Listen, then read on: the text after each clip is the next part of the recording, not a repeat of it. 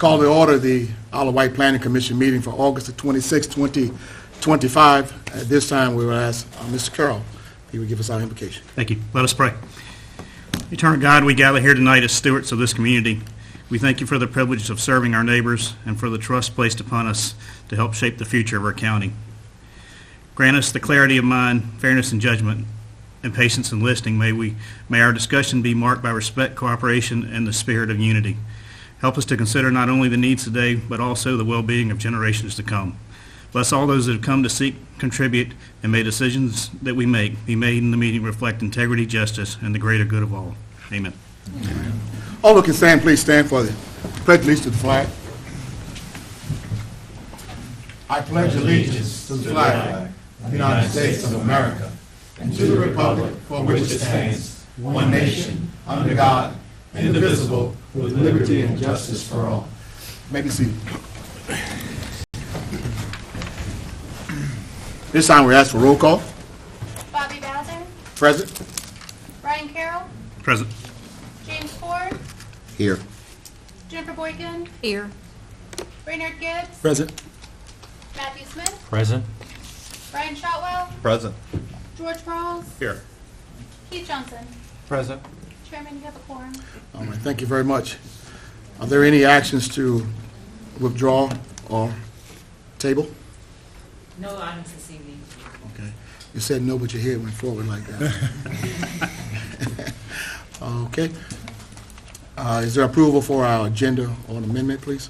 Mr. Chairman, I would motion that we amend the agenda to move the special presentation under Planning Director's Report for the growth rate study up to just below citizens' comments. Second. All in favor say aye. Aye. Opposition? Motion carried.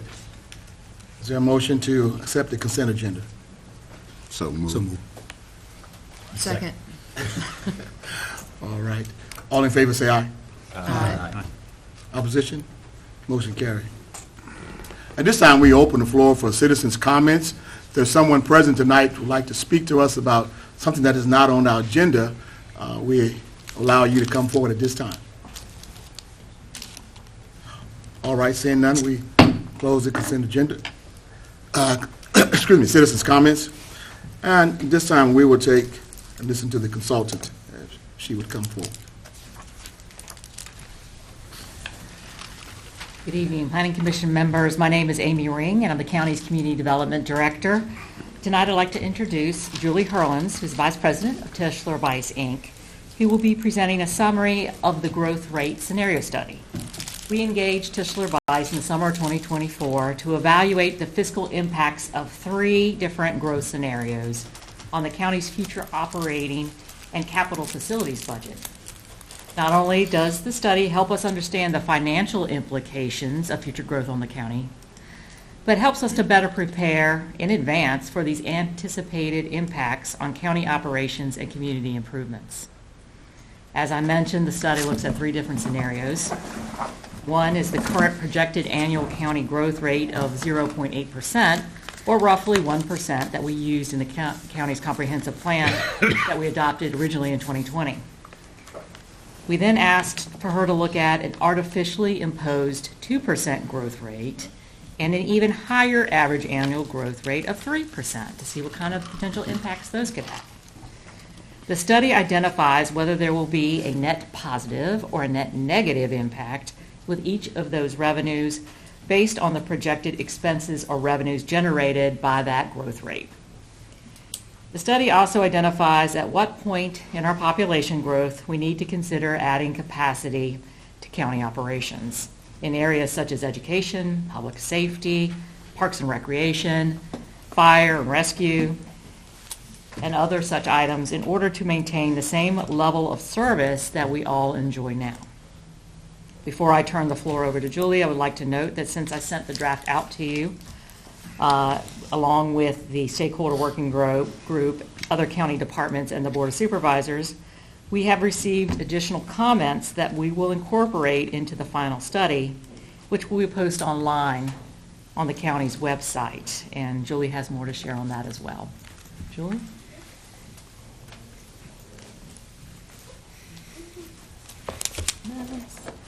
Good evening.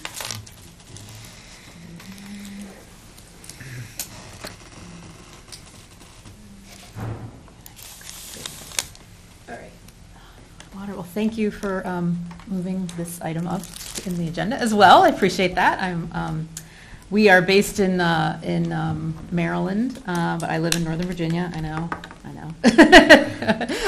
But I've been down here. I was down here last week, and I've just been in Goochland and coming back here, and so I've been sort of down in these parts for a little bit, but I do appreciate it because I will have a drive back after this evening. So thank you. My name is Julie Herlens, as Amy mentioned. I'm with Tischler Weiss, vice president with the firm. Been with the company over 20 years and have worked in this county almost as long. Amy and I go way back, so I won't date us, but it's been a long time. So I'm happy to be back here in front of you, and I know I've been in front of some configurations of the Planning Commission in years past. So Amy mentioned the study, and I want to just make sure. Yep. So there is a draft. You have received a draft. That's a screenshot of the cover. And so what we want to sort of set the stage of what the study does, what it doesn't do. It's really meant to be thinking about impacts. It's not a budget document. It's not to be turned over to the budget office or the finance office in its form. It's here to inform, to be a tool. It's one part of the process that comes on that helps support the comprehensive planning efforts. So it evaluates the fiscal impact, the impact to the county itself from projected growth. And what do we mean by when we say projected growth? That's additional housing, the population that comes off that housing, employment growth, based on current market conditions. And we'll talk a little bit more about that, what that means and what those numbers look like.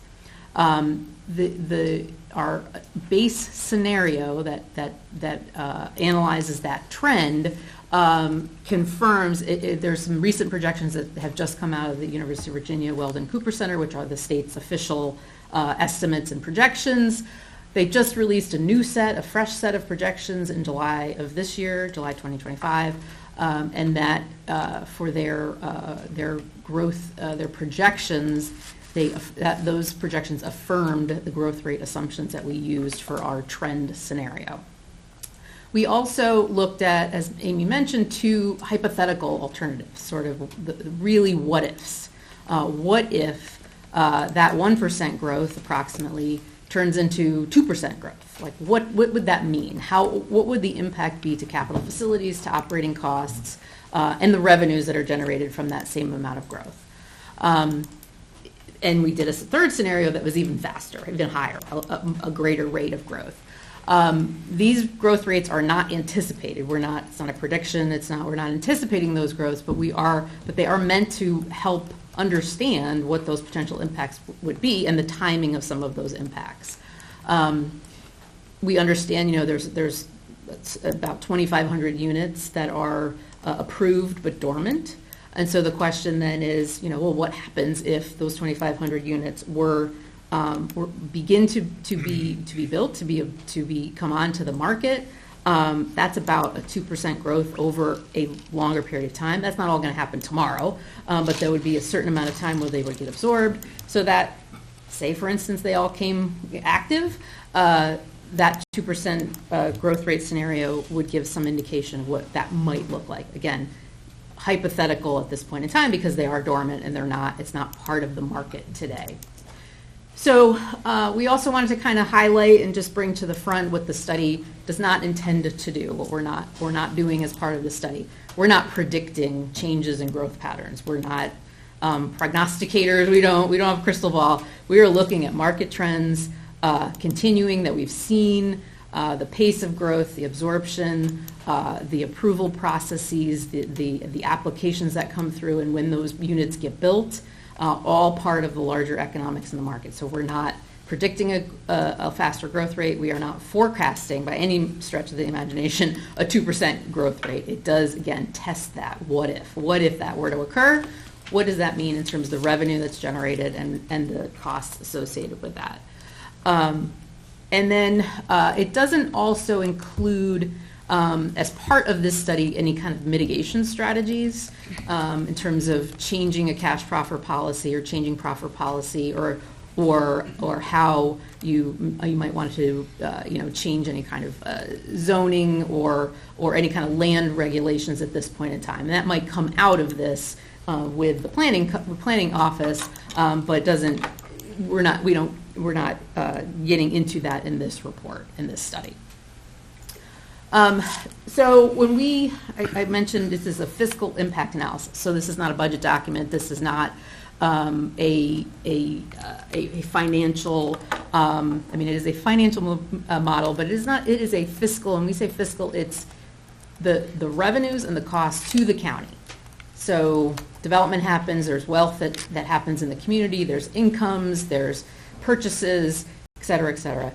Those things could happen anywhere. They could happen in the county. It could happen outside of the county. So what we want to know, growth in the county that's built here in the county boundaries. What's the revenue that's generated from all of the revenue sources, but mostly property taxes? And then what are the costs to serve? So you have schools, you have public safety, and everything else. So we're modeling everything else. It's operations and capital costs. And we do model based on current levels of service. So the assumption is that new growth comes in, the county continues to provide that same level of service to new growth that's here today. So there's not a drop off, there's not an increase, it's the same level of service. And we use the current budget to reflect that.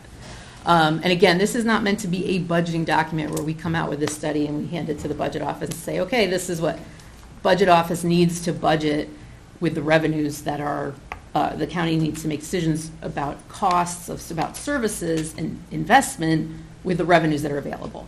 So there's a budget process. Here are the revenues that are available. They're going to fit all of the costs into the revenue that's available. In this case, we're doing them separately.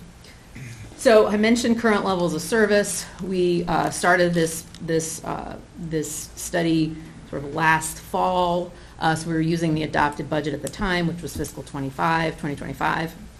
Again, that's reflecting the current levels of service. We project this growth and the impacts over 20 years. So we're looking kind of short, medium, and long term. But again, on this trend assumptions. You'll see here about inflation, and we do not model inflation. Now, everyone knows inflation is going to happen. Costs are going to increase. All kinds of costs are going to increase, and they're all going to increase differently. Houses also will appreciate as well at the same time. So we do not include inflation in our modeling because of all of those things that inflate and appreciate at different rates. And so we would have to, once we got to our 20-year period, we'd have to unwind all of those assumptions anyway about, we're inflating at 3%, we're inflating at 7%, we're appreciation at 10%, whatever the increases are across the board. So we're doing current dollars, current snapshot. And then the other thing that will happen at the same time is that tax rate will change over the years too because of appreciations and assessments and changes in the need for revenue. So we hold everything today's dollars. We use what's called an average marginal hybrid approach. Don't need to get into the nitty gritty on this, but it's essentially that's what it's saying is, and how we approach this is not every cost is affected by growth. You have departmental directors. You're not going to hire a new director, as you grow. They're going to continue to absorb the additional demand. You might add an assistant director, however. You might have, if you have one, you might add another, or you might add an assistant director to help with the workload, that kind of a thing.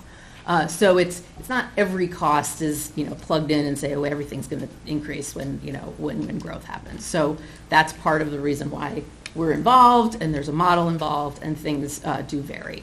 And there's a set of assumptions there in the report you can see in the back about how we model certain expenditures. And then again, we're modeling everything in the general fund. So all the general fund revenues, all the general fund operating and capital costs. So we mentioned that we did this kind of a scenario-based approach with 3 scenarios, really the first one being the base, and that's that around 1% growth. We're doing both residential and non-residential. So we have residential growth, housing units and population, non-residential growth, that's non-residential square footage, and in jobs as well. So we're modeling that over 20 years. And it averages out at that rate. It does vary in sort of 5-year chunks, and it kind of follows the Weldon Cooper projections. Then our first alternative, as I mentioned, is the faster growth residential and faster growth non-residential. So 2% residential, 1% non-residential growth. And then the second alternative off of that is even faster on both. 3% residential, 1.5% on non-residential growth. So what does that look like in numbers? So we model. We have actual unrounded numbers that we plug into our model, and so we come out with unrounded numbers at the end too, but this is the starting point. So the first column here, the 2024 estimates, that's the base year. That's what's in the ground today. So population here in the county at that point in time, 41,000, right? Each of the scenarios, what you're seeing there is the net increase, the increase over the base. So by 2044, over 20 years, with our base scenario of about 1% growth, the total population would be that 41,000 plus about 7,500 in additional population for a total population of 48,900 or so. So just under 50,000 over by the year 2044. So in the next 20 years. So in each of those scenarios, if you add that to the base, that's the grand total. So jumping right into it in terms of the what we found from our fiscal impact results. So what you're looking at here is the grand total, cumulative. So 20 years worth of revenues, 20 years worth of expenditures, and whether there's a positive result or a negative result. Now, I would argue that, or I would sort of caution, the numbers kind of don't matter. It's the direction of the numbers. I mean, they matter in terms of order of magnitude and relationship to each other. But we sort of first look at, is it positive or is it negative? Like, is there sufficient revenue to cover the expenditures that are generated from that growth that we're modeling? So in our base scenario, we found that there was sufficient. So the blue bar is revenue, the red bar is cost. So again, total cost over 20 years, operating capital, and then the green bar is the difference, the revenues minus expenditures. So we found in our base scenario, there's about a positive of about $10 million, but this is in millions.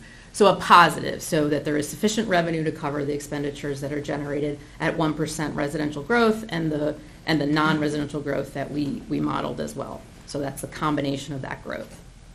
Then looking at that higher growth scenario, the what if it's at 2% residential growth and 1% non-residential growth. In this case, we found a negative impact, that there is not insufficient revenues to cover the costs generated from that same amount of growth. And you'll see some more detail as we get through this presentation on some of the following slides of the why. And then even higher kind of exacerbates it. It gets a little bit deeper, right? So we're not generating revenues at the same rate as the costs, and so it gets deeper to about $26 million. So what does this look like on a timeline? It's interesting to me in terms of the sort of first half, second half, sort of tales of two halves of 10 years and 10 years. That the first 10 years, pretty much on all of the scenarios, except for maybe the highest growth, you really get positive results. So what you're looking at here is year over year, the revenues minus expenditures. If it's above that zero line, it's a positive result. If it's below the zero line, it's a negative result. And this is unlike budgeting where you would carry over your surplus. We're not carrying over the surpluses. So you have to sort of year over year, the development that happens in that year, are the revenues sufficient to cover the expenditures? Next year, same thing, right? Year over year. So we get sort of first short-term, medium-term positives, and then a point in time where particularly capital facilities start to hit. The need for capital expenditures hit, and the revenues are insufficient to cover those expenditures. And you'll see here that where those kind of dips occur, where you have this kind of downward V, where some of those different types of capital investments or capital impacts, if you will, occur. Again, this is current levels of service. This is not saying that the county maybe will build these things. This is a policy decision and a revenue availability decision, but these are where those impacts occur to serve growth. So this is the direct impact from the amount of growth that we're modeling in each of these scenarios. I should say, too, that we have modeled on the capital side, which I've indicated here, we've assumed in our modeling a debt financing approach. So it smooths it out a little bit, where you have that initial hit, and then you have debt service that's getting paid year over year. So that kind of leads to, once you have that initial capital impact, you're going to continue to pay it off. So that continues the downward. It sort of adds up, right? It's aggregating as you go over time. That's just kind of just as a note in terms of how the capital is addressed or is incorporated into the analysis. And then we have an average annual chart, which kind of gets at sort of the budgeting, thinking about the budget itself and an annual number. And this is in time. What we're looking at is by chunks of time. So the first bar in each of the scenarios is years 1 to 10. So the first half. The second bar is the second half, and then the third is over the life of over that full 20 years. So again, the base year scenario is kind of equal across the board, about $500,000 to the positive in each of those time periods. Then when we get into, and this is kind of further sort of fleshes out the line chart, where our first half for the higher growth scenario, again, is a positive result overall. So in 10 years, there's sufficient revenues to cover the expenditures. Once we get to those second 10 years, the revenues are not keeping up with the expenditures. Again, we have debt service that's incurring and sort of additional operating costs that are building up to serve the additional population and jobs that are in the county. And then overall, an average annual deficit of, in that second scenario, about $400,000, again, a year. Dollar amounts, yes, order of magnitude important, but more so important on the direction, positive or negative. And then the highest growth scenario, again, kind of follows just sort of a deeper kind of continuation of that second scenario. So less positive in the first 10 years, more negative in the second 10 years, and more negative in the full projection period. So overall, we found that the base year scenario produced fiscally positive results. All other growth scenarios projected net deficits, and that the projected growth at those faster growth rates do not generate sufficient revenue as we've modeled them, again, to cover operating and capital costs, again, while maintaining current levels of service. The capital assumptions generally are the main driver for those negative results, and is kind of issue of timing where the fiscal conditions get worse in that second part of the projection period. And I should also note too, and I think we had with the board mentioned, and Amy mentioned also, there's been iterations of this work product and feedback that we've received over the study period. So there was a draft issued in March that was issued to the comp plan working group and to staff at the same time. We got some feedback where we had, I think, pretty much all positive results across the board. We got some feedback back, namely from a little bit of change from schools, some on fire and EMS. We made those changes, and the draft version you have now shows those two second and third scenarios with a negative impact, which kind of it drives home the point of the sensitivity of some of the, particularly the capital costs, because that was what changed in the revision between March and April. So the version you have here had been an edited, revised version. That's the current draft, and as Amy mentioned, we expect some additional changes as well.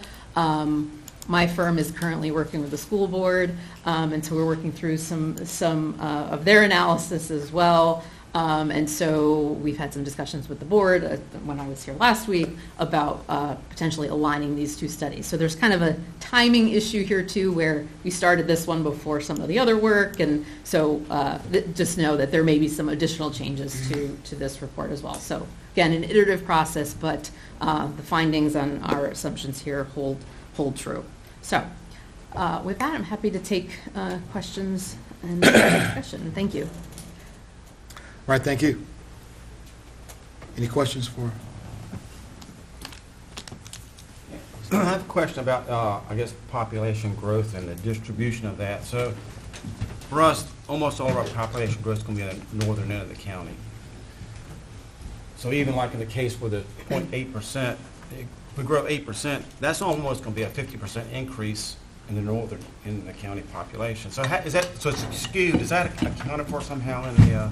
We do model by north and south, if you will. We are modeling by a portion of that population growth that's a percentage that's in the northern section, and we do the capital facilities, we divide the capital facilities by geography. Because that may trigger a need for another school Correct. or sheriff's department office Exactly. or something else in the north. Fire, yeah. So Yep.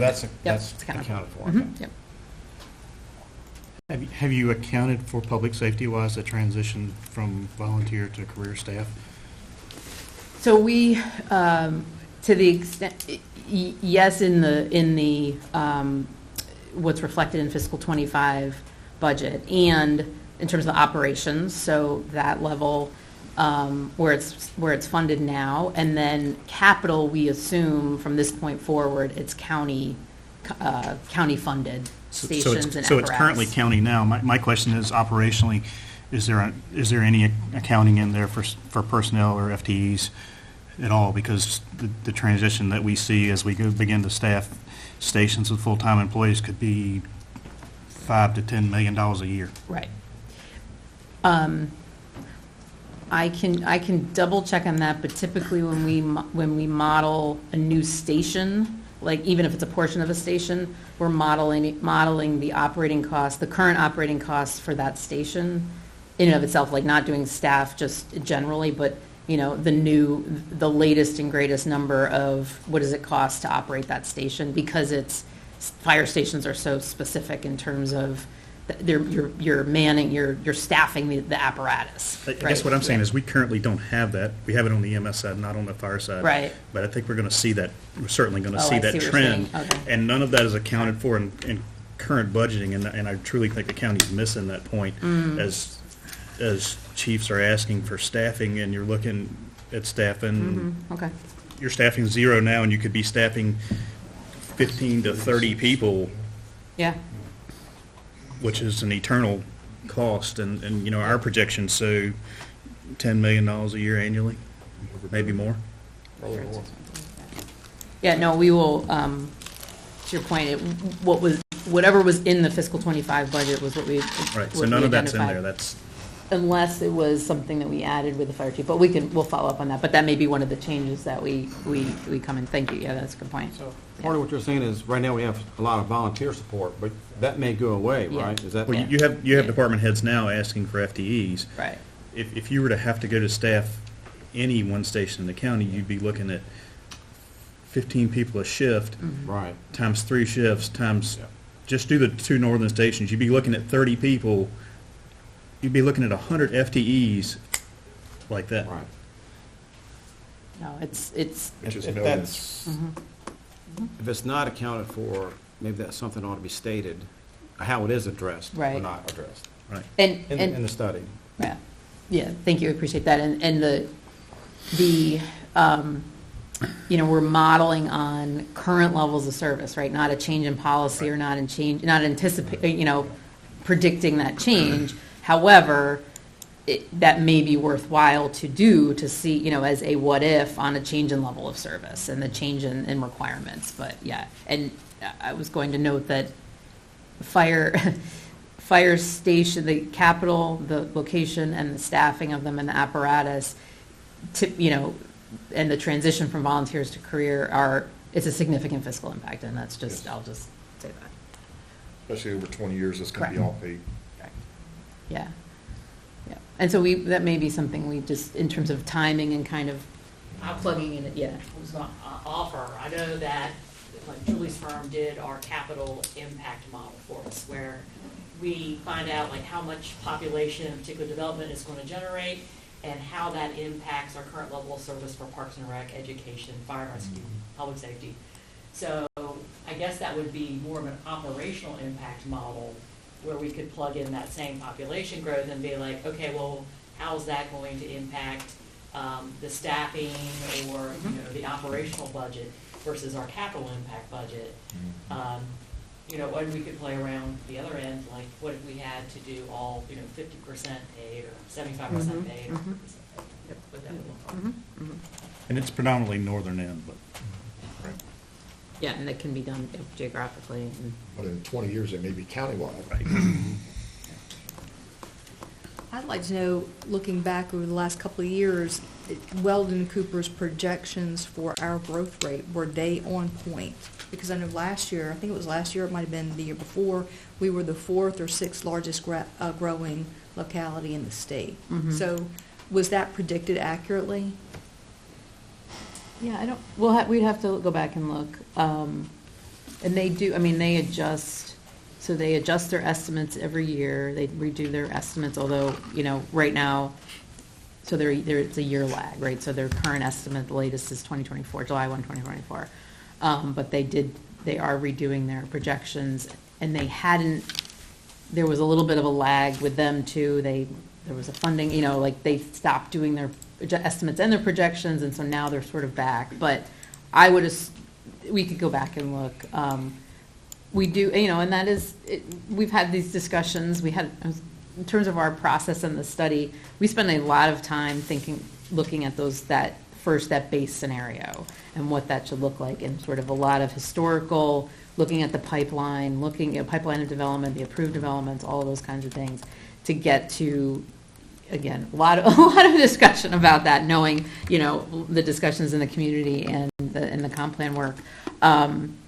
And so, in any case, that we did it, we used Weldon Cooper at the time, kind of did it independently, and then when these new projections came out, it was sort of reassuring to see that they kind of thought the same thing. And again, there may be certain years that are, you know, 1 and 1.1% or 1 at 0.2%, but then the next year might be 0.6%, you know, so over time, we're kind of at that same, you know, same level. But we can certainly go back, but I don't think they called out anything untoward, you know. I know when we did the last comprehensive plan in 2020, we looked at what the census projections were, what Weldon Cooper was, what our own comprehensive plan projection was, and they all, over a 10-year period, were within 100 or so people of each other.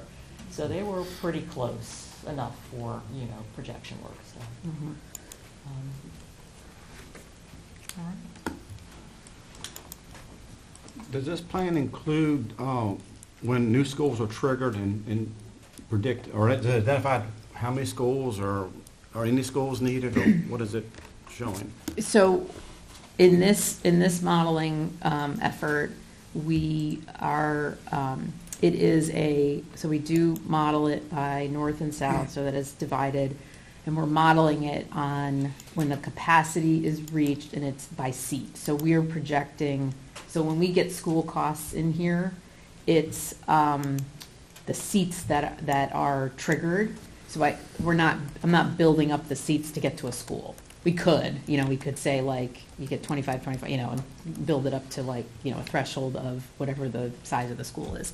But for this analysis, essentially it's modeled so that it's, you know, enrollment's projected by area of the county, the capacity of that area, and we're,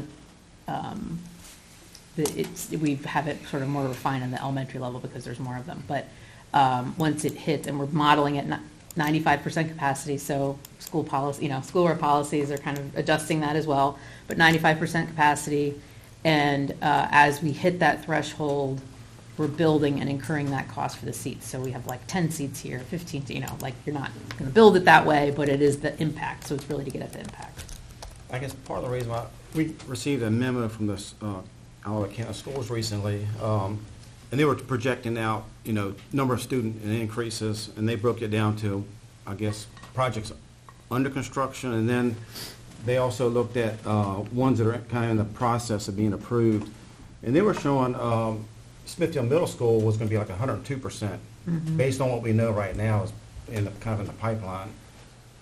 So maybe that's part of what you're going to kind of synchronize Right. with this school. Okay. Exactly, yeah. So we are under a separate effort with the school board, with the schools, and doing projection work based on both growth and sort of a combination is that, cohort survival, like, your continued attendance, what that's going to look like over time, factoring in new growth. The difference there is that, again, not all of those units are going to come online Right. tomorrow or even 5 years or 10, so there's a market element to this. And so that is what we've been working with the schools on our study as well. And I think we'll link that up here with this study as well. So I think, our hope is to align those two things, but.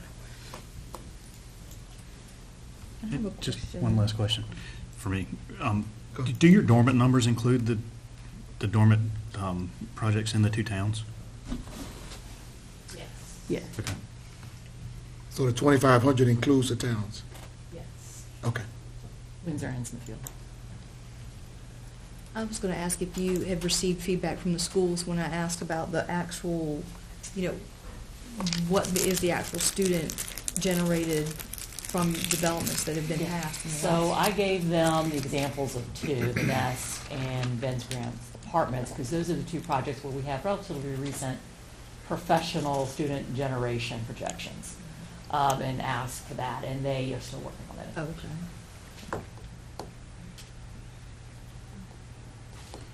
All right, any more questions for Sullivan? Right, well, thank you so much. Yeah, thank you, appreciate it. Thank you. When will the school, I'm sorry, one more question. When will your report for the school be ready?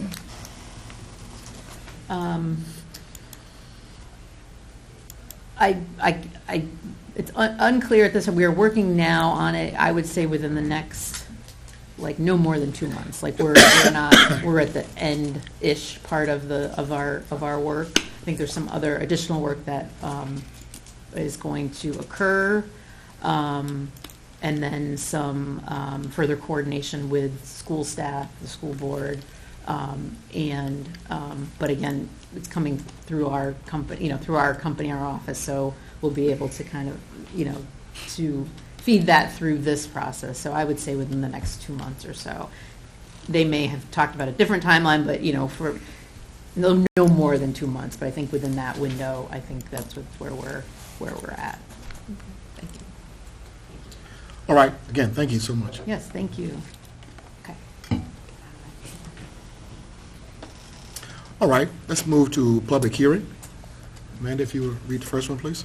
Application EXC 25-4 of Anthony D. and Linda M. Kearney, property owners, for an exception under the Chesapeake Bay Preservation Area Ordinance to construct a residential addition to be located in the seaward and landward portion of the Resource Protection Area Buffer at 102 Titus Court on tax map number 2301010. All right. Like Amanda said, this is exception 25-4. I am Shawnee Beesink, the environmental planner for the county. The location is 102 Titus Court. The exception is to allow an addition to the rear of the home for a total of 257 square feet of new impervious coverage. A little bit of background information. The house was built in 1991, shortly after the Bay Act was erected, and the entire home is located within the 100-foot RPA buffer. The portion that we are talking about with the addition lies both within the landward and seaward portion of the buffer. They are the original owners of the property after the builder finished. The only new impervious coverage that we've seen on any aerials was a carport that happened in 2010. So there have been no other improvements that we can find since then. Of the 257 square feet of the addition, 24 square feet is going to be for the stoop, 203 feet is going to be for the new addition, 16 feet is for the concrete pad, and 14 feet is going to be for the stairs that are needed for the addition. Of the 257 square feet total, 145 of that lies within the seaward portion of the buffer, which leaves the remaining 112 square feet in the landward portion. So this is just a big location map showing it. It's coming off Smith's Neck Lane. Titus Creek Drive is down below. We're going to zoom in a little bit here. Approximate addition added to the back of the home. This is looking at the floodplains for you. So the light blue is going to be your RPA, the red line is going to be your addition, and the light green is going to be the approximate wetlands. The picture in the corner is just a more zoomed in of the floodplain so you can see that it didn't encompass the addition. So this is the site plan and proposed plantings that were submitted.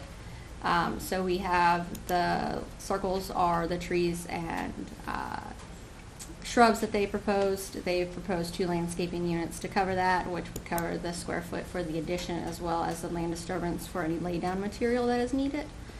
On here you can see the 50-foot buffer cuts through approximately the middle of the deck, and the 100-foot buffer covers all the way through the home and halfway through the carport. Another picture, your blue is going to be the wetlands that were delineated on site, and then they added the light orange is going to be your 50-foot seaward buffer, and the dark orange is the 100-foot. These are some aerials that were provided through the wetlands report as well as the WQIA. The home is kind of in the center for you. Here's some close-ups looking straight down on the house, and then to the side of the house you can see the carport off to the side. And so the backyard is mainly open, yard space, not a lot of vegetation, so no vegetation needs to be removed in order to place the new addition. The only thing that will be removed is they do have a set of stairs that come out now out the back door. That would be removed and placed with where the new addition is. So as you can see, that stoops in the bottom picture, that will be removed, and then the addition will be placed there. So the Planning Commission shall not recommend in favor of an applicant unless it meets the following 5 criteria. The first one is that the strict application of the ordinance would produce an undue hardship to this applicant, and any special privileges denied by this ordinance that was denied to other property owners in the area. So this property was residential use. It's been in residential use since 1991. So the use is established as a residential property. The new addition does encroach into the RPA as well as the more protected seaward portion of the buffer. Therefore, this would not constitute a unique hardship because surrounding properties have not needed to impact the RPA as we had looked through our record search. Number 2, the exception request is not based on any conditions or circumstances that are self-created or self-imposed, and nor does this request arise from conditions or circumstances either permitted or non-conforming to adjacent property owners. Again, the home was built in 1991, around the time that the Chesapeake Bay Act came into effect. The applicant applied for an addition and was denied, and they immediately began the exception process and obtaining the wetlands delineation in the major WQIA. Number 3, the exception request is the minimum necessary to afford relief. Like I said, the surrounding lots haven't had any new additional impervious coverage either through our permitting process or looking back at aerials. However, for this addition, the 257 square feet is the minimum necessary for them to achieve the goal. The exception request would be in harmony with the purpose and intent of the ordinance. and not detrimental to the welfare and the neighbors, and as well as water quality. The addition does not meet the purpose and intent of the ordinance, which is to safeguard the water quality through the protection of the buffers, as well as establish buffers where they don't exist.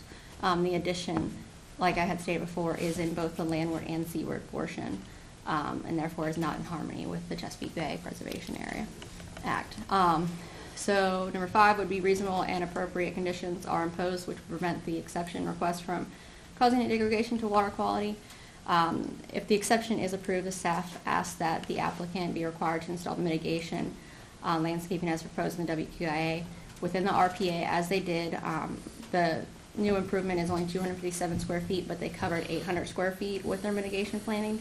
So they did take into account any disturbance for the ground around it. And B, we would ask that no further exceptions be granted. So in staff conclusions, the strengths is that the landscaping exceeds and at least meets the riparian buffer guidance manual, and the weaknesses are that it does not meet the 5 criteria for an exception, and the addition lies entirely within the RPA, with the largest section being in the seaward portion of the RPA. And so staff recommends, based on the above weaknesses, that the exception be denied. Any questions?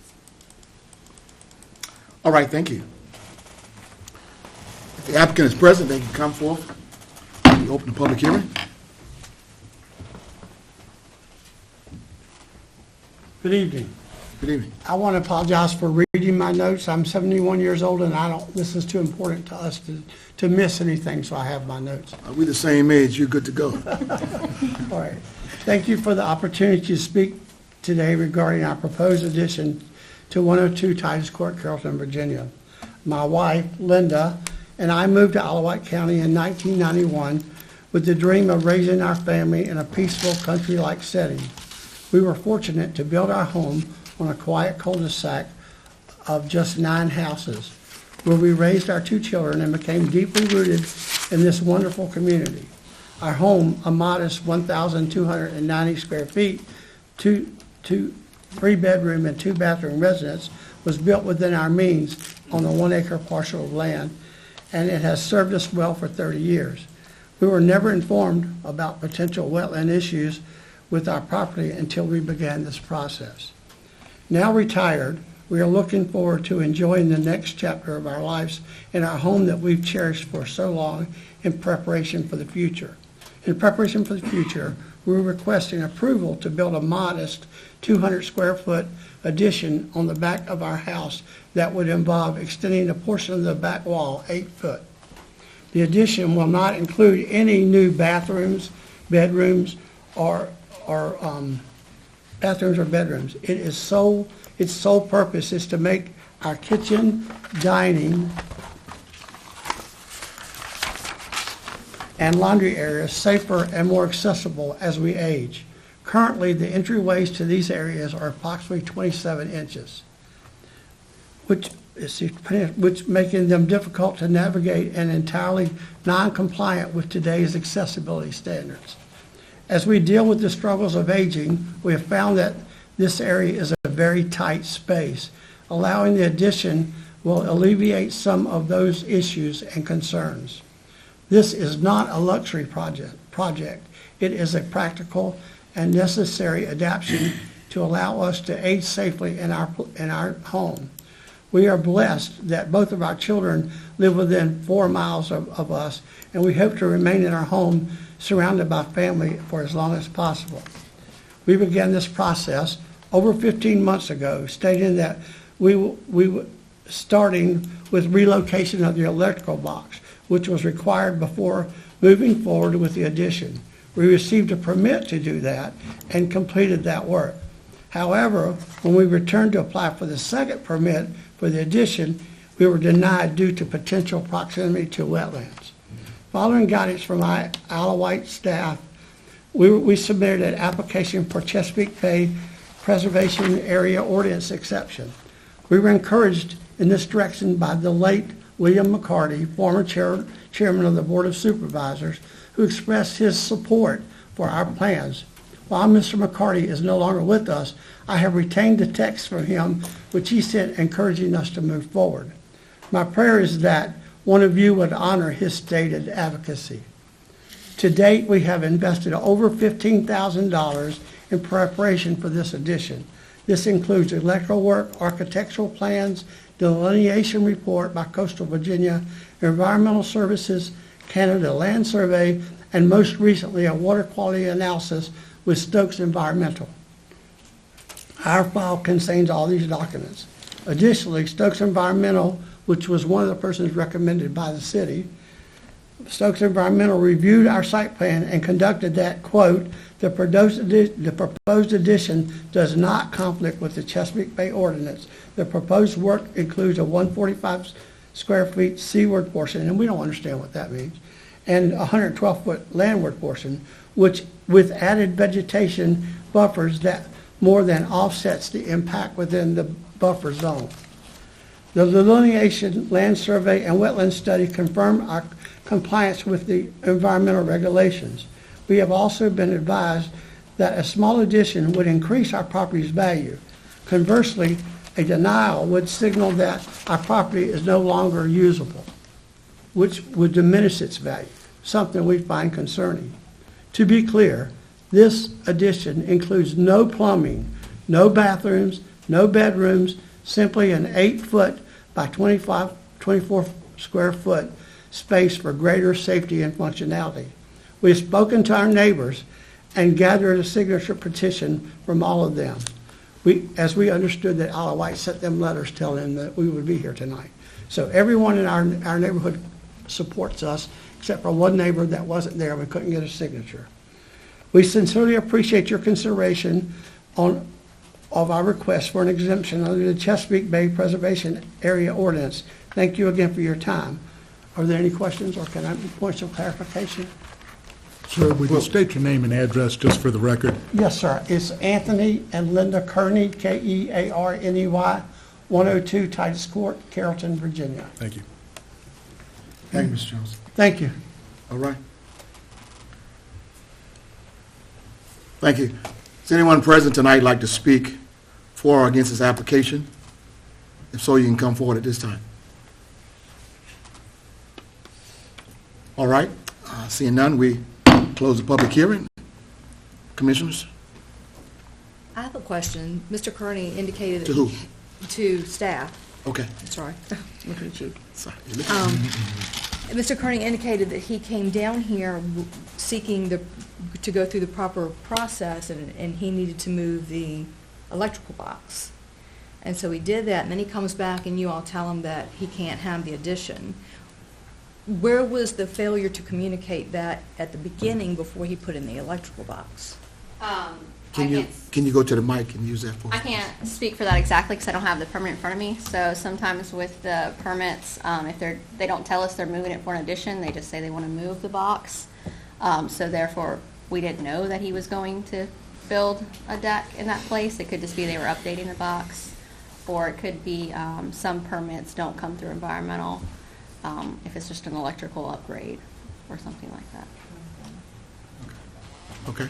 Can I just speak to that, please? Can you let us kind of finish in a Sure. moment, and Yeah, then I'm sorry. we'll give you opportunity. Anybody else? No, that's all for right now. That's it? Okay, come on. Mr. Kearney. Yes, sir. This is our permit for that, moving the electrical, and it says right there on that for proposed addition. So we did do, I don't know who I'm not saying we spoke to her, but we spoke to someone, and they knew that's what we were trying to do. And the permit says that. All right. Thank you, sir. All right.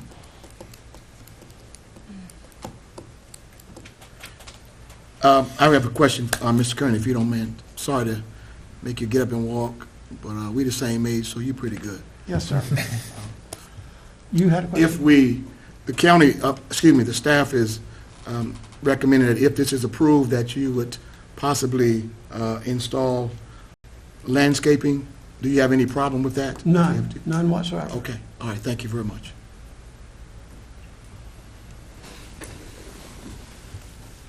Mr. Chairman, I make a motion that we approve this application. I usually agree with staff recommendation, but it's 250 feet. When I look at them, I see my parents, so, you know, it's small, so this is a heartfelt approval. I'll second. Okay? Mr. Gibbs, are you restricting them to no further additions? I'm not in favor of that restriction. You said what now? I'm not in favor of restricting them to no further. I didn't say that. Are you doing the plantings? Are you The- doing it with that? With the Landscape. inclusion of the Or planting. you- So the 237 square feet with the recommendation of staff of the vegetation and shrubbery. Just the vegetation in the shrub, the Whatever plantings? staff recommended. Not the, no more development? Yes. Okay. Okay? Yeah. All right, can we do roll call? Bobby Bowser, Yes? Brian Carroll, Yes. James Ford, Yes. Jennifer Boykin, Yes. Raynard Gibbs, Yes. Matthew Smith, Yes. Brian Shotwell, Yes. George Rawls, Yes. Keith Johnson. Yes. Motion passed. All right, thank you very much. This will go to the board and, It is on the, I'm sorry, I had it up, I just forgot. September 18th. September 18th. Thank you. All right, Mr. Kearney, thank you. Good luck. All right. We move to the next public hearing. Application REZN 255 of Michael W. and Susan Griffin, property owners, and Daniel Smith, prospective owner, for a change in zoning classification from rural agricultural conservation to conditional rural residential of 2 acres with a proffer for no subdivision of the parcel.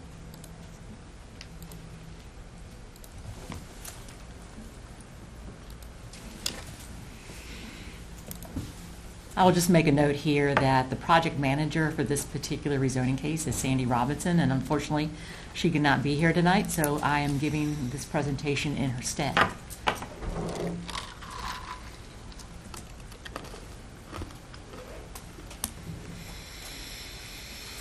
The project is proposed on tax map number 7001023 on Bobcat Lane, which is a private drive off of Route 58 down near Carsville.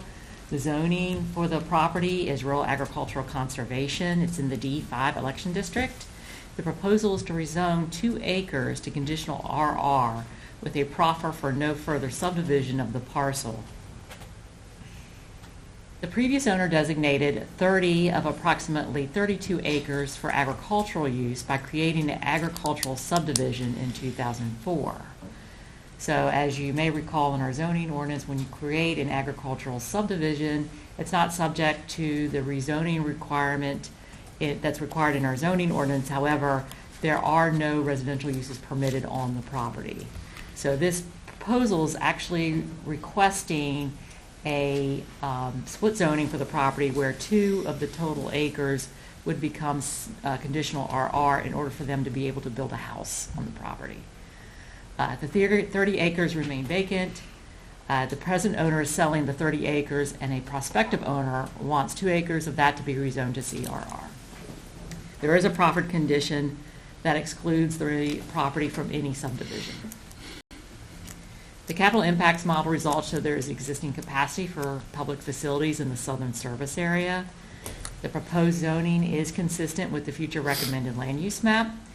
The request meets the minimum requirements of the zoning district, and there's no special flood zone designation. The property does not lie in the Chesapeake Bay Preservation Area Overlay District. This is a subdivision map showing the property that was recorded previously. In red, you see 2 acres proposed for CRR down here in the corner, and this is where the proposed house would be built. This is showing the original subdivision plat. This is showing the location of the site. You see Carsville Highway running in the upper left-hand side of your property. You would access the property via Bobcat Lane by coming across the CSX lines, coming up Bobcat Lane, and then the site would be down here in the middle of your screen. In order to accomplish this conditional rezoning, you don't need to subdivide. It would just be a conditional zoning for those 2 acres only. This is a zoning map showing the location of the site. It's zoned REC. That's the zoning map. This is the future land use map showing the proposed future land use designation for the property, being REC. This is the entrance to Bobcat Lane off of Carsville Highway, how you would access the property. This is going down across the railroad track on Bobcat Lane. The following departments were asked to give comments on the proposed location, and the department shown did not have any concerns with the proposed request. Strengths of the application include the proposed use is compatible with the existing land uses. It's also consistent with the guidelines of the future recommended land use plan designation, and there were no weaknesses identified at this time. It would not be creating a lot on a private lane. It would be rezoning of 2 acres on an existing lot. Based on the strengths of the application, staff recommends approval of the rezoning as conditioned. I am available for questions following the public hearing. Thank you so much. We'll pass on to Sandy. What a great job you did. All right. The applicant and president, they can come forward.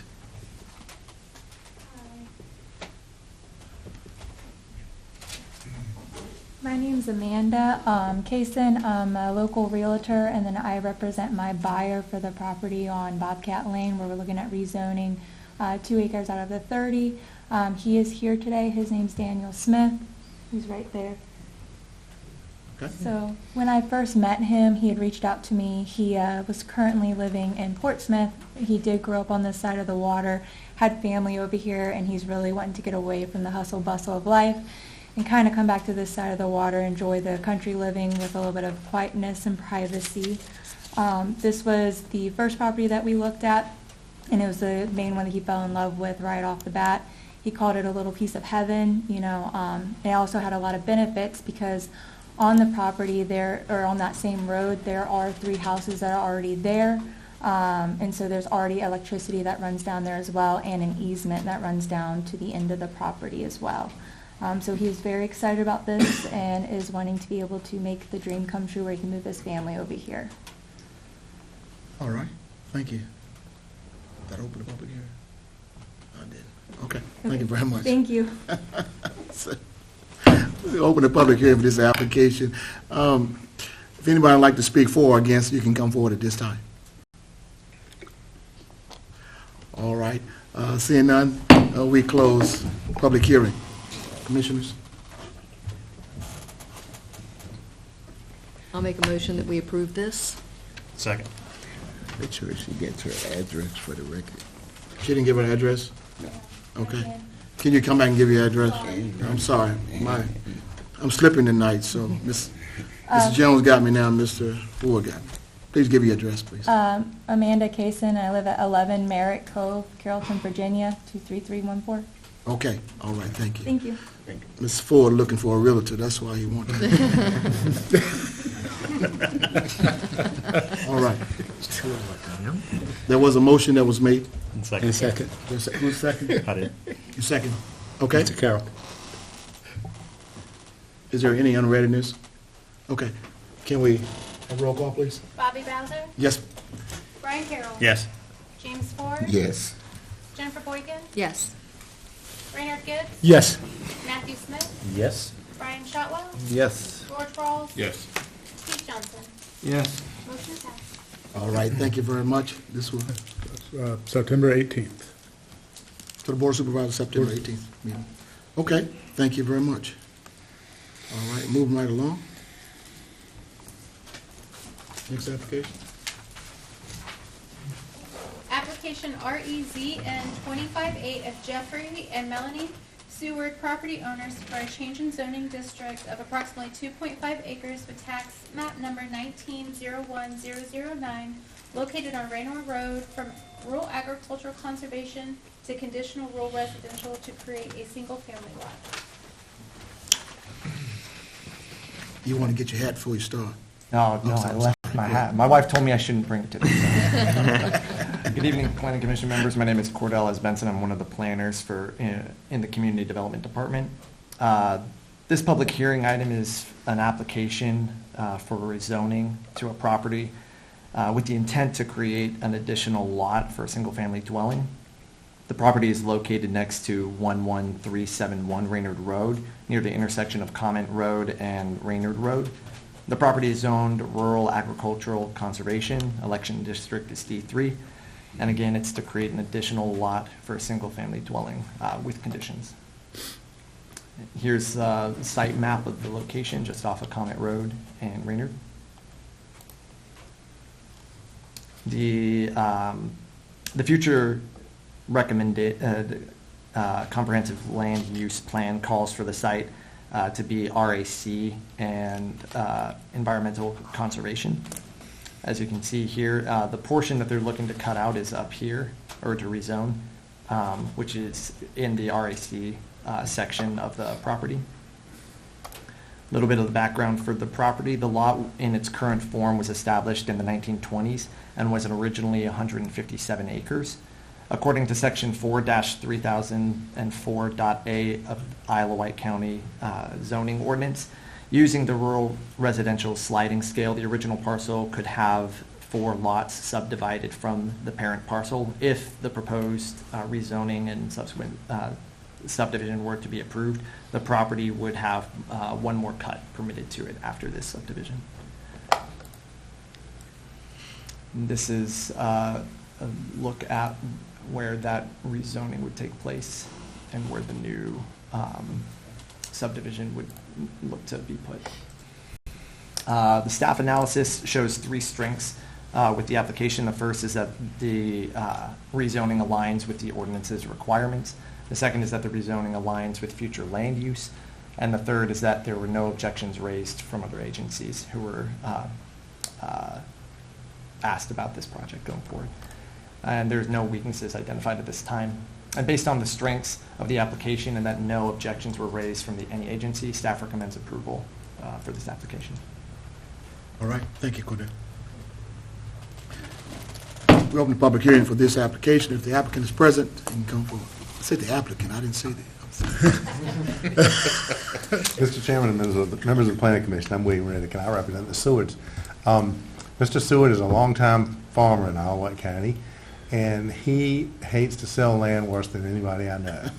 In fact, he's been trying to acquire it, and but he's like everybody else in the farming business. He's from time to time he needs to sell a lot or two, and that's the situation he's in right now. I think farming is a gamble on its best day, and I think this is a mechanism that farmers use from time to time. He's not the only one. They've been here for many years, and most of them are the same as Mr. Seward. They don't like to sell it. They'd rather buy it and hold on to it, but this is an opportunity to give them a little cushion, and he's asking your support, and based on the staff report, we would hope you would concur with that and recommend approval to the board. Thank you. All right, thank you. Does anyone present like to speak for or against this application? You can come forward. All right, seeing none, we close the public hearing and hear from the commissioners. I have one question for staff. You said on the sliding scale this piece of property was eligible for 4 breaks. Haven't we previously approved 3? So I'll go ahead and give you a look at the map real fast. It kind of gives a better look. So there's been 2 subdivisions approved off of this.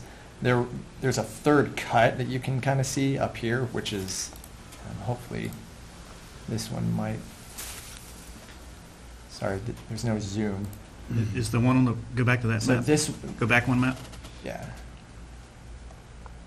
Yep. Is that parcel down there on the bottom right not on this parcel?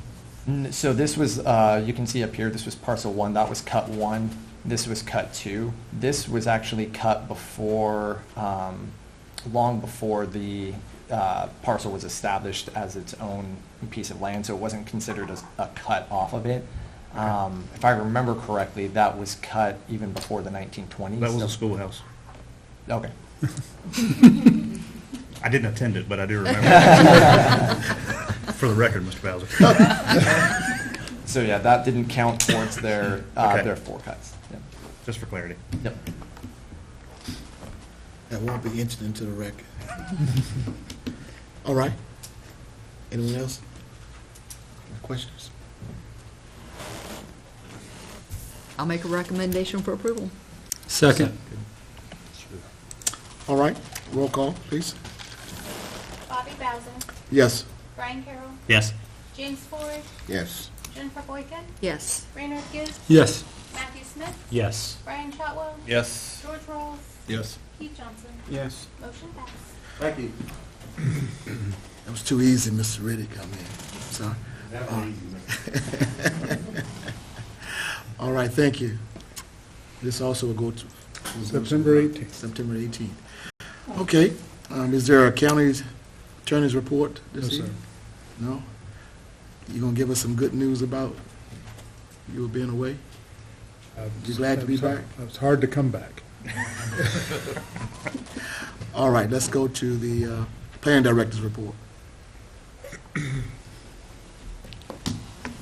Just a few items before you tonight. The first one that's mentioned on your agenda is the proposed battery energy storage system ordinance. That in your agenda package, you received a revised ordinance that I developed based on feedback that I received from Dominion Energy, as well as some additional ordinances that they pointed me towards that I might want to consider looking at while we're developing our own ordinance. I know that I did tell you all that Dominion Energy would send a speaker tonight to answer some questions at tonight's meeting. However, they were unable to attend.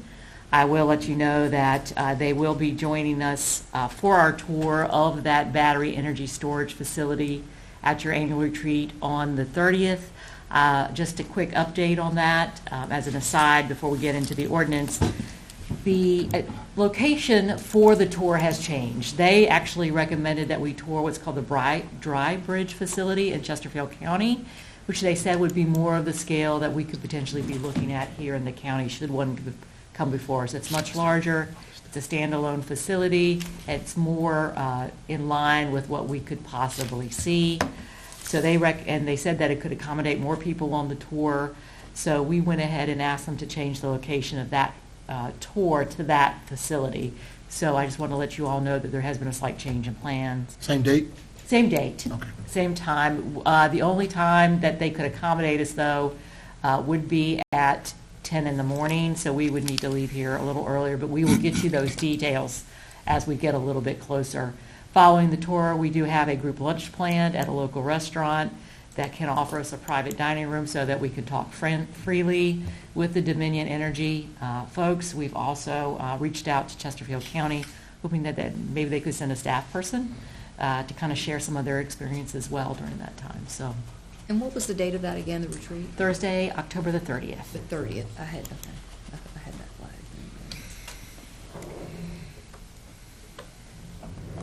You'll do wake-up calls, right? Yes. All right. So revisions to the proposed draft ordinance include a reduction in the setbacks. We did away with the berm. Dominion Energy felt like that the berm didn't add any kind of safety or any kind of noise attenuation or visual screening benefits. They actually felt like all it did was add cost to the project. They felt like 5,000 feet setback was actually kind of a moratorium on these facilities.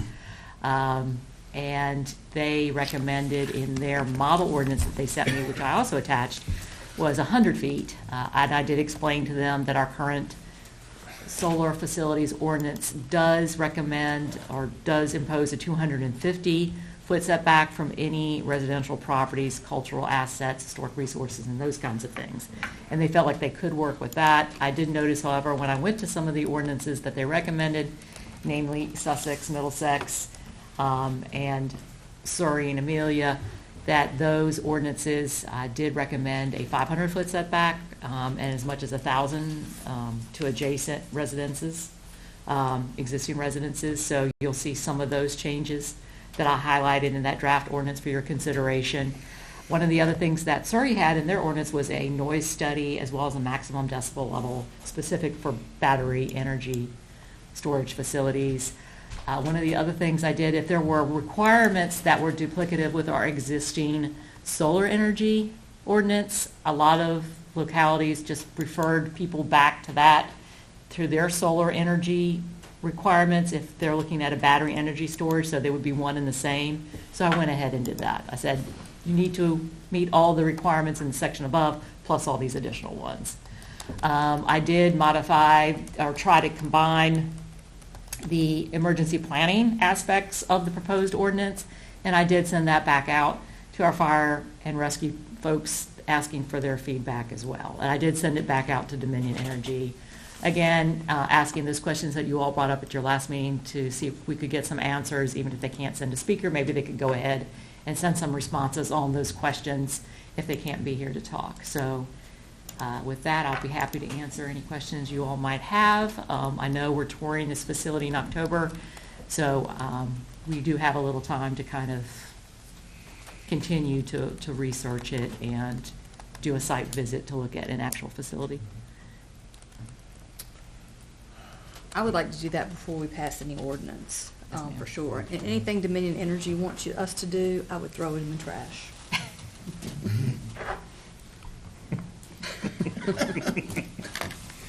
I do have a question about height limitations. I think some of the ordinances had like 25 foot, 35 foot, or whatever. I don't see that here, so I was just wondering, is that something we don't think we need, or?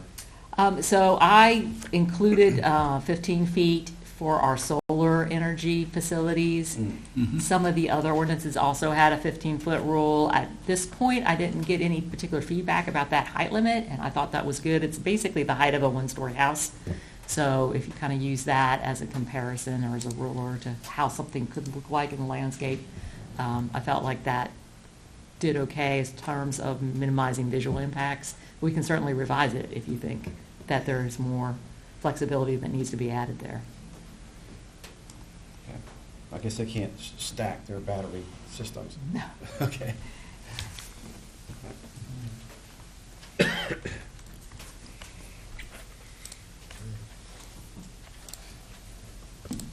Just a general question as far as the setback going. Of course, we have in it 250 setback from the roads, 500 from existing dwelling. In your mindset, what do you really think is really good for us as far as that setback goes? I feel This like the is just further general. setback from adjacent properties that are residential in nature, people are living out there, I feel like that from a noise and disruption of your everyday life would be greatly reduced if it was further back. The 250 comes from the concern out of a visual impact from adjacent roadways as well as, adjacent properties as well. So I feel like the 250-foot setback that we are seeing imposed on our newly constructed solar ordinances is having an impact in terms of what you can see from the road, and is definitely softening the effect of those. So. Any requirements for grounds maintenance? We can certainly add those. I think we certainly missed that in the solar, that weeds are 6 feet tall on those, so. Have you seen any municipalities putting any architectural design elements in as well? I guess with the setbacks, it probably wouldn't be an issue, so I haven't seen any architectural requirements yet. probably setbacks cover that, so. Fencing, yes. Like architectural requirements for fencing, types of fencing, but not. Maybe even landscaping. You could plant trees around it. I mean, that's I guess something you could look. Could do.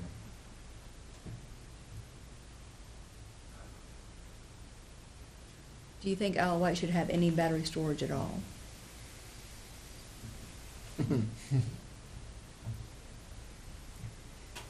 I guess, once we get those questions answered, and I look at a facility, I believe that all uses can be accommodated to a certain extent as long as the form and the location are correct, and any kind of potential negative impacts are mitigated. I feel like that there is a place and a way to do almost everything. I worry about having ordinances in place if we're inviting it to the county. So I feel like that, from that standpoint, it's kind of similar to what we did with solar energy facilities, where if one were to come in today and we didn't have an ordinance in place, I would classify it as a major utility and subject it to a conditional use permit. And that way, you'll all have the ability to really assess it and impose conditions that you feel like would mitigate any potential negative consequences from this particular facility. I feel like that this exercise helps us kind of explore what those consequences or impacts could possibly be. And it helps kind of outline expectations from the community when these facilities do come in. I'd much rather have it and not need it than to need it and not have it. It allows us to do our homework ahead of time. Most localities in the region now treat it as a major utility. Is that? A lot of the localities, Chesapeake namely, Surrey, Sussex, our surrounding localities do have ordinances for battery energy or just adopted battery energy storage facility ordinances in addition to their solar facilities.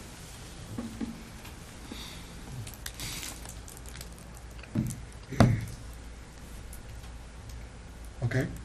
Anybody else have any questions or comments? Just one more. So if, let's say they came in and want to do battery storage here, as long as they check, if we had ordinances in place and they checked all the boxes and everything, then we potentially may not even have a say. They may not even need to come before us. Oh, they would, because they would still be subject to a conditional use permit. And they would be subject to the same, because I said you have to meet all the requirements above that are already listed in our solar energy facility.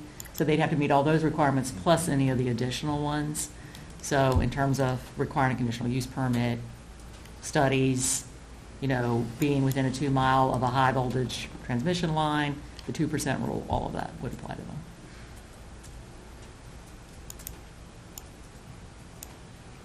So would the 2% for solar apply to this if it's considered a large-scale utility? Yes, because they would be subject to that same criteria according to this draft ordinance. We're way beyond that now. We are above that right now.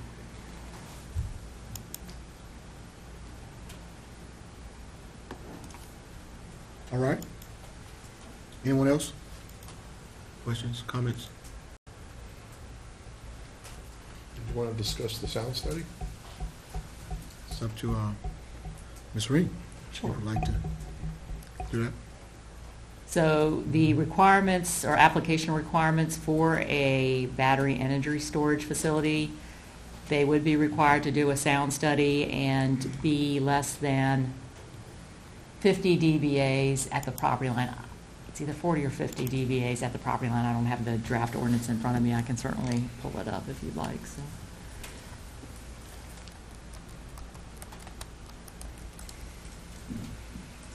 I'd like to talk about the sound study that was done with AES, with the blanket, the sound blanket.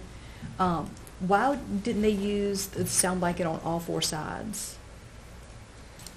That's a good question. I can ask them.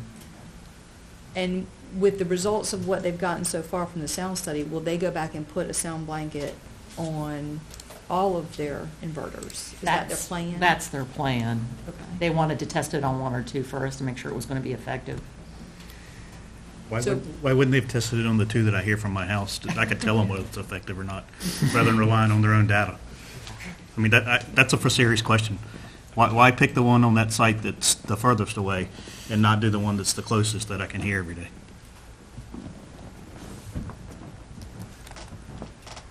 So when is the projected date of them actually putting the blankets on permanently? I think he said in his last email it would be a couple of months. Okay. Merry Christmas. Maybe. And I have a question that's unrelated to any of this. Sure. I don't know if we're at the end or. Sure. If y'all are done with that, I just have a couple of more, or one other thing I'd like to mention.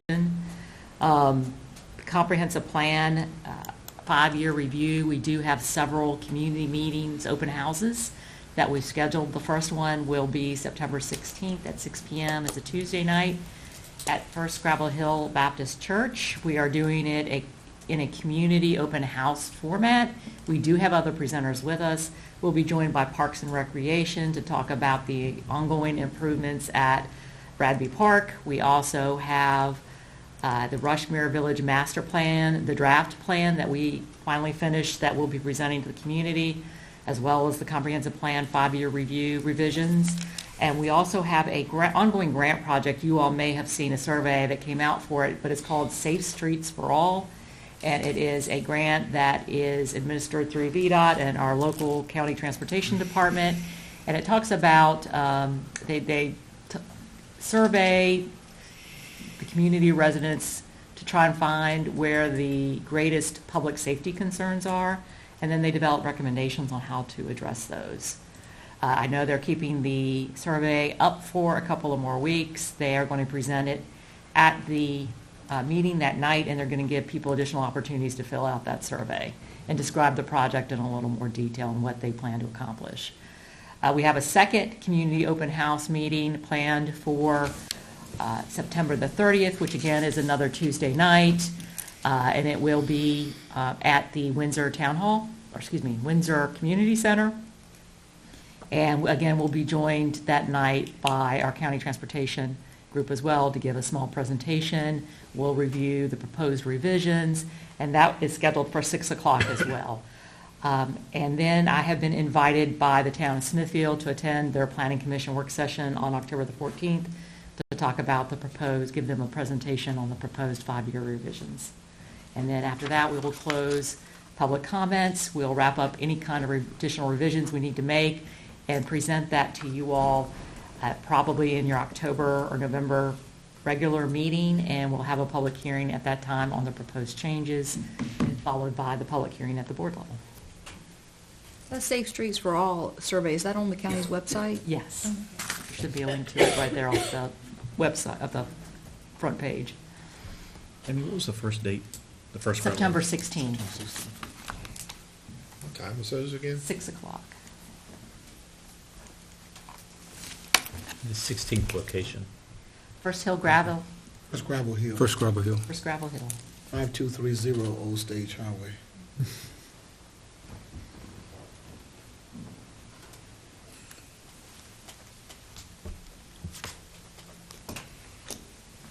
So my question is, going back to the Kearneys tonight, like, I feel like that's why we have a bad rap. They came in, you know, to start the permit process, and they laid out their plans of what they wanted to do, and they were told to do the electrical thing. So they go and they put expense into that, and then come back to say, okay, we've done it, only to say, oh, well, now you've got to go through this, and by the way, we're going to request a denial. Is there any part of the process where when somebody comes in like that, that you sit them down and you say, okay, this is, if you want to do this, this is everything you need to do, and oh, by the way, we will probably recommend denial because of the RPA? So we do have that conversation with them when we do find out what they're doing. Now, I have not researched when they pulled that permit, how long ago it was. Usually, electrical permits do not come through planning and zoning. They're just kind of, you pay for your permit and then it gets issued. Now, whether any attention was given to what they were applying for what reason, I'm not making excuses. I would need to research, you know, why it was issued and why it wasn't caught earlier.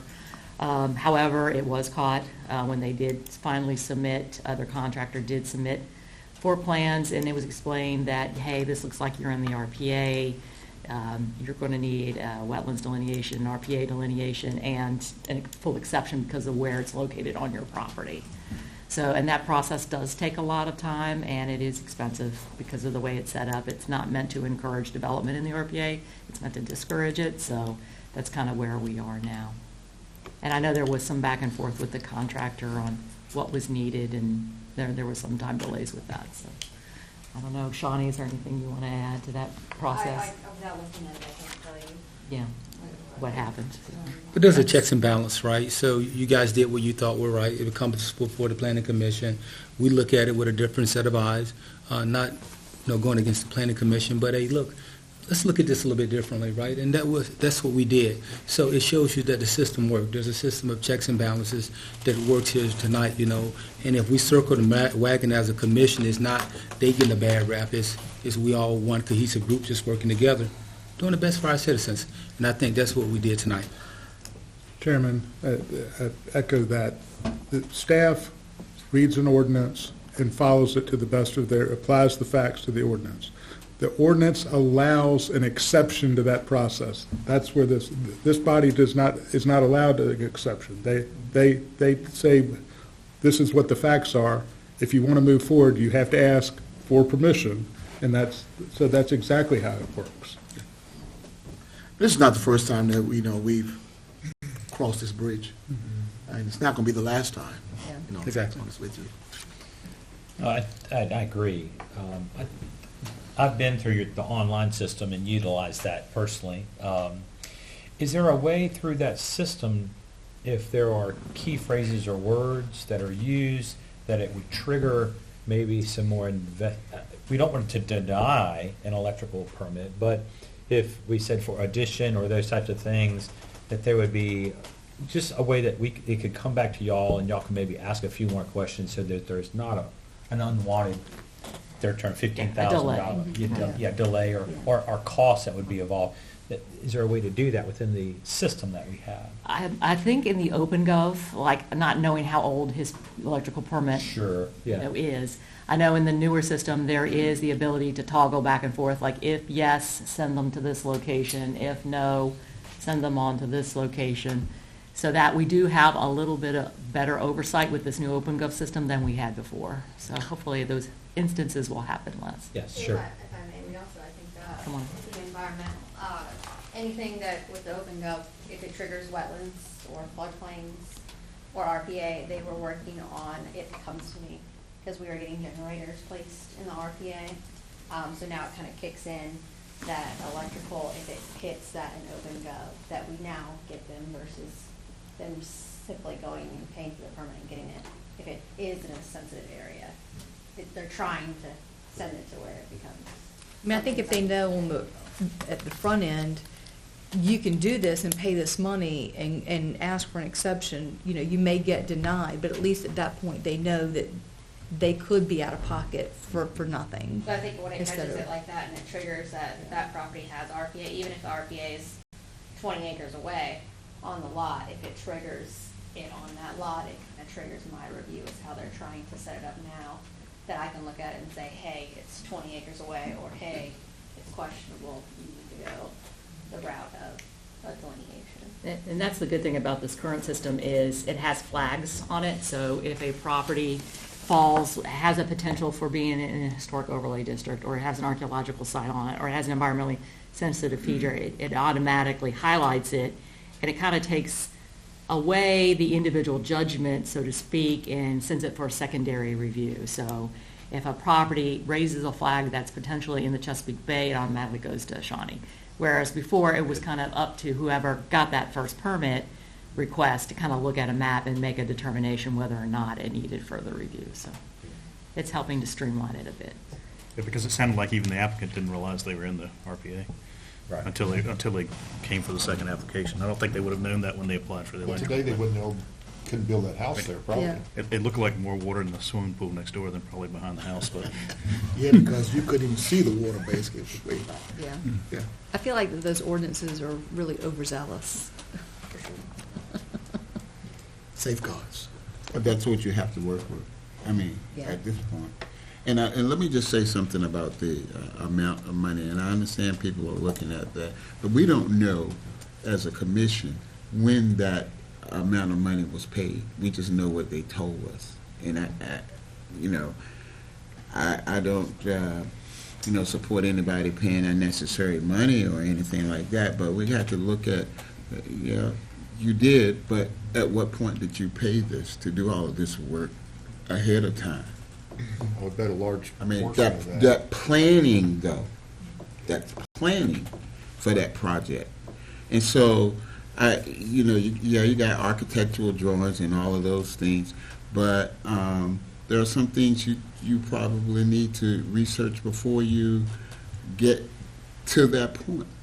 So, I'm not trying to take up for anybody on one side or the other.